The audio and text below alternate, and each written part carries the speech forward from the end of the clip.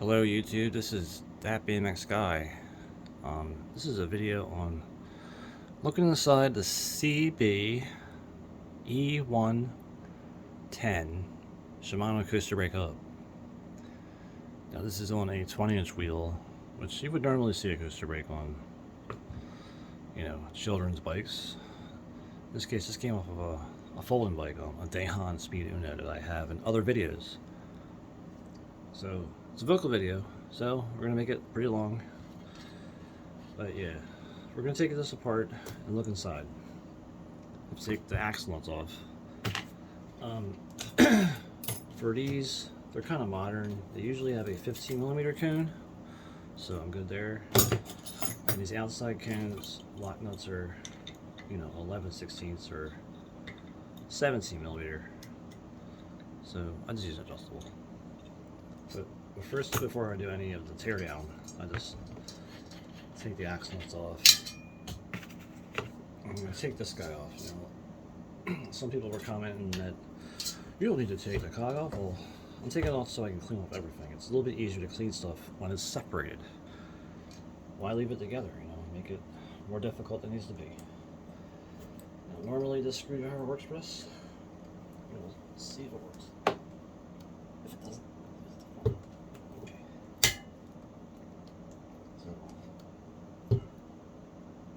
For some reason this has a square screwdriver. I recommend one of these small jewelry cheapy screwdrivers you get from a dollar store. They probably got cheaper than they used to be, but it's what you need. Anyway, this lock ring has to come off to get the cog off. It's pretty crusty. The cog itself, I believe, is better off being replaced because it looks like it's kind of, I don't know. Actually, I guess it's probably still good, but I'm going to change it to a different size. So that was on there, but there's this cover that has to come off. That's a bearing shield. So I'm not sure how long ago this was rebuilt. I just got this, well, the Disassembly CB-E110, I just got, let's see, May. So we're going to take this guy with these. Now, the intention is a one-shot video, so we're going to try to do this in one shot. Hopefully I don't get interrupted or anything like that. I'm not really into speeding up things, so we're just going to go real time. Anyway, that was the cone lock nut. That's a spacer. Most of the time there isn't a spacer there, because this is usually in a 110 back end, but the Disassembly is a 125 back end. So this has spacers widening out slightly. So yeah, I always take the drive set off first. I know some people like taking the other way, but it's way easier taking it this way. So unthread this. This is the cone nut for the drive side driver. As I look inside, I see there's really no grease on that bearing. Usually the first thing I do when I get a new bike at the bike shops is I take everything apart and make sure there's grease and stuff, like hub bearings and bottom bracket bearings, and it kind of looks like whoever was selling these didn't do that. So there's actually, it doesn't look like there's any grease in that bearing. I see more grease on the actual cage of the bearing than I do on the bearings. We'll pop them out if we can get them to come out. There should be a lot of grease in that little opening, but yeah, that has to be re-greased. And I take it out in order of appearance. So this is the driver with its gear to thread into the clutch. The clutch engages to the hub and pushes it forward. You spin this the other way, it pushes on the clutch to push the brake pads against the hub to stop the hub. So I'll try to go over that after this is done. So yeah, we take this bearing out too, just to make sure it doesn't fall apart. And it's kind of dirty, so we'll get it this way. Actually, I could do it that way. But yeah, I just try to slide it all out like that. So yeah, we got the inside. There's grease in there. But we're gonna clean that guy. We'll put that behind the camera somewhere. So yeah, we got 2 brake shoes, 2 big brake shoes, and you see there's these little fine lines on them if it focuses. You want them to still be there. If they're not there, you should replace them. There's parts for these. You can just get the whole hub for like $20, so you can definitely rebuild it. So we got the 2 brake pads. We got, this is the clutch. Clutch comes right off. And we have a bearing with a brake pad kind of line-up cone that also has 2 slots for the spring. So we're going to take this spring out, if we can get it out easily. There's a washer that sits in there. And we'll just do this. That's all. Yeah, we got brake pads, clutch, spring, if it's clean, the washer for it. This is the non-drive side bearing. It's the non-drive side. As you see, it gets pretty gross in there because the grease is a gross situation. To get this off, we just use the adjustable against the table, and we'll just loosen it up that way. It wasn't very tight, so that came right apart.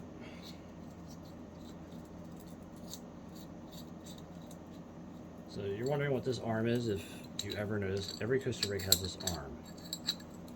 And once I get it off of this situation, this axle, I'll show it in its entirety. So this has 2 washers here. There's normally just, you know, maybe not even a washer at all. I'll try to keep everything in order. So this is the brake arm. There's a spline that it actually engages to hold it still. What it does is it bolts to your frame, and when you hit your brake, this cone wants to spin the other way. So what you want it to do is not spin on the axle. So that's what this arm does. It keeps it from spinning. So if this wasn't on there, it would just keep spinning like this, or maybe spinning this way, and it would actually tighten to the dropout, end up either breaking the axle or make it so it doesn't come off. But yeah, that's what that's for. This is just a dust shield. So we got the arm, the shield, and this thing. This is the spring / brake pad alignment cone. So there is a bearing grease on there, underneath all that hair and stuff.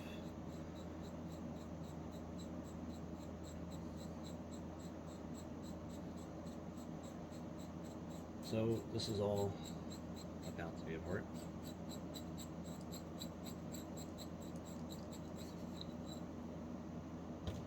Yeah. So that is what it looks like dirty. So in half a second, you'll see it, everything clean, because I'm not going to show you the cleaning.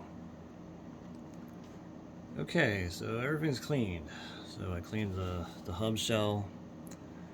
I inspected the bearings, races. Everything's okay. So the hub is okay anyway, like the hub shell.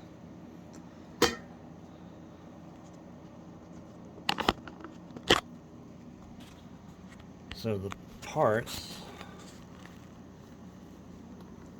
so this is the clutch right here. It threads into this driver. So they thread together like so, like they mate together.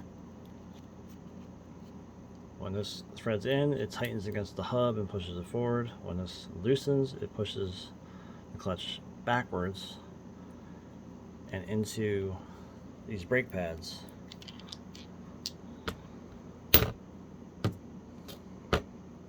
what holds the clutch in place is this spring and this little hook on the end there, or prongs, goes into this so that doesn't spin. And what usually wears out the fastest is probably the spring, because that is constantly being spun against. Like, it shouldn't be moving, like it should be like this, but after a while it might loosen up and it'll start wearing down that little prong piece, and then all of a sudden the hub doesn't want to like engage forward or backwards. It just doesn't do anything. The bearings will wear out, or they get filled with grime from the brake pads, just grinding down the hub pretty much. So everything should be periodically maintained in these hubs. This design's been around for who the hell knows how long. I don't know. I remember my Huffy in 1985 when I got it. It had one of these hubs on it, and it still seems to be the same exact design. I mean, there's nothing really different in the design at all. So it's either been proven or they just don't want to change the design. So yeah, this is all the parts like this. Next I'll put it together.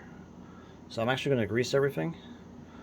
I'm probably going to do that real time, so in a second I'll change the view. So I usually grease the bearings, obviously, in every surface, but yeah. So I just use like this multi-purpose, all-purpose grease that comes from Tractor Supply. This is just the end of it, obviously, but it's lithium grease. It's not anything fancy. It is just a hub. You know, it's a coaster brake hub. It doesn't really matter. I mean, I could use the red stuff,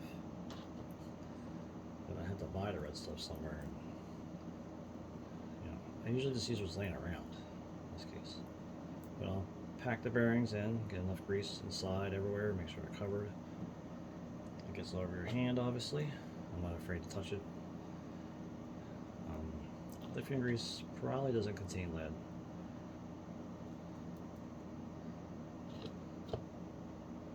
More than the metal itself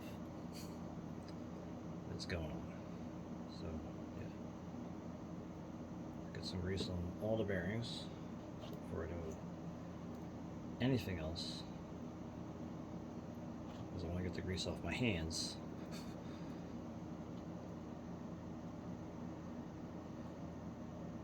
A grease gun does make this faster, but I don't have that.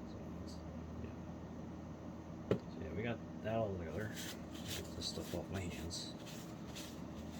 The difference between this hub and the Sturmy Archers is just that you don't really have to grease them; they just use oil. The dirtiest part is cleaning them. Okay, so it's a normal axle, 24 thread. They don't use anything specific. This might be just a raw steel axle, not even chromoly or anything. It gets the job done. It doesn't need to be specifically fancy. It's a folding bike. It isn't being launched off doubles or anything. You know, it doesn't need to be strong. But if you need it to be stronger, there's a company that is in a standard bike company that made 24 thread axles that you can put in this. They'll be a little bit better, but you don't need to do that with this, so I'll just point it out. So the first part that goes on after this cone goes on the axle. We put this cover on there. This just covers the bearings on that side. After that, the arm goes on. The arm, the bent part, kind of faces away from the hub. Stand up. In the case of my hub, I seem to have two of these washers and this washer. Yeah, I don't think that's out there. Yeah. Not really sure what that small washer did. It kind of looks like it's set against this. But that's set against these.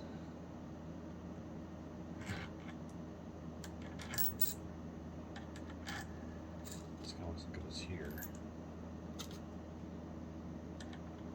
this is the lock nut. Now I'm not even going to tighten it down yet because I got to make sure it's in the middle. Making sure the ends are both protruding the same length, in other words. So we'll just get it snugged on there, and that's where we start. So we got the spring. We'll put some grease on the spring prongs, this part, this part. I don't usually touch anything else because, yeah, we put the bearing on like so. There's more enough grease in the bearings. Take the spring prong, maybe put some grease here. Stick that right there. This washer is what it rides against inside the clutch. We'll put that cover the grease on both sides. We will also proceed to put grease on the inside of the clutch, and maybe some grease here. Like, it doesn't really need that much grease, but it's just good to grease it. I grease these grooves in case of from making a grinding sound or stiction sound every time you stop pedaling or start pedaling. So yeah, so we slide that stuff on like so. So that's done. The next step is greasing the brake pads.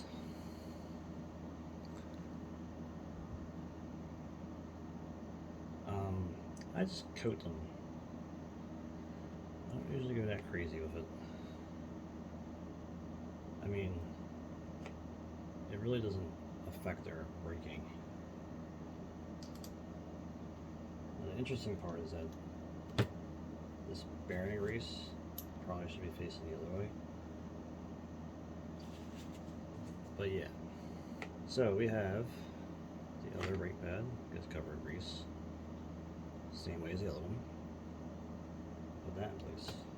So they should just stay in place with the grease holding on. Like that. You can try to use a rubber band or something. But they usually stick together. Proceed to, so there's a lip inside here for the clutch. We will make sure there's grease on that lip. Smudge of it, and then inside the shell, make sure there's like a coating of grease for the brake pads to kind of slide on.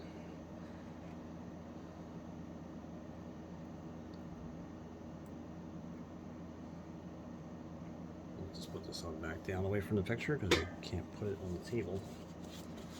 Clean your hands as much as you can because it's a dirty job, but someone has to do it. So yeah, the wire opening. We will proceed to pull this and just slide it in as one big unit. It should just go right in place. Now, it may not want to do that at first, so you may have to jiggle it a little bit.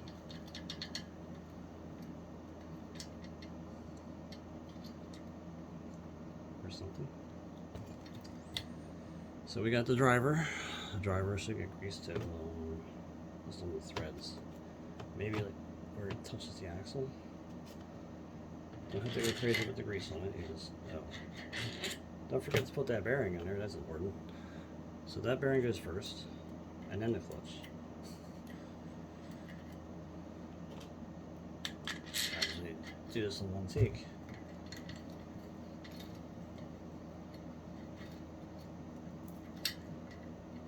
So make sure everything's lined up right.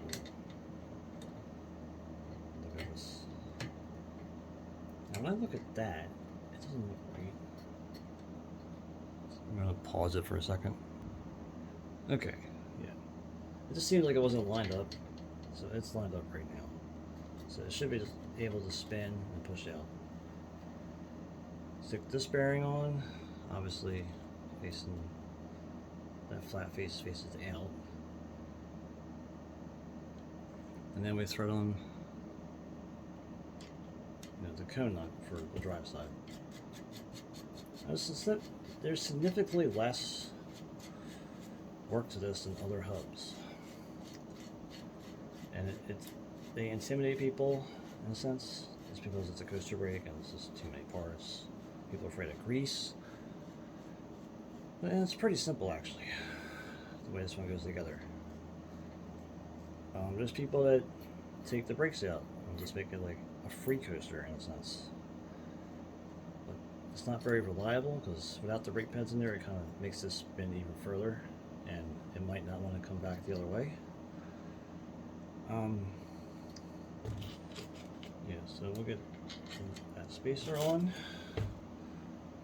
And we'll see where it is on the whole axle protrusion from each end of the cone nuts, or cone lock nuts anyway. See if it's the same. It doesn't necessarily have to be the same, but for my OCD, I think I need it to be the same. So I'm gonna align it until it definitely is close. So it's a greasy job. Definitely a greasy job. We'll then tighten both the cone lock nut on this side and the cone lock nut on that side.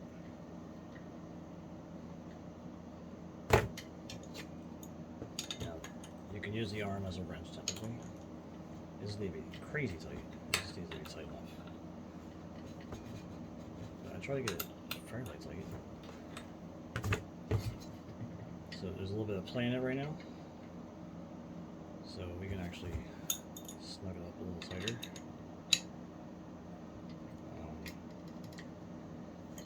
So there's no play.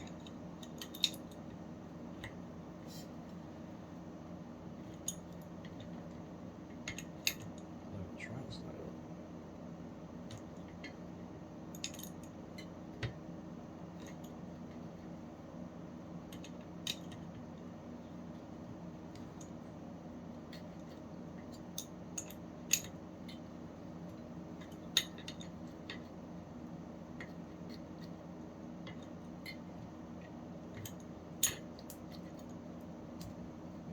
About right there.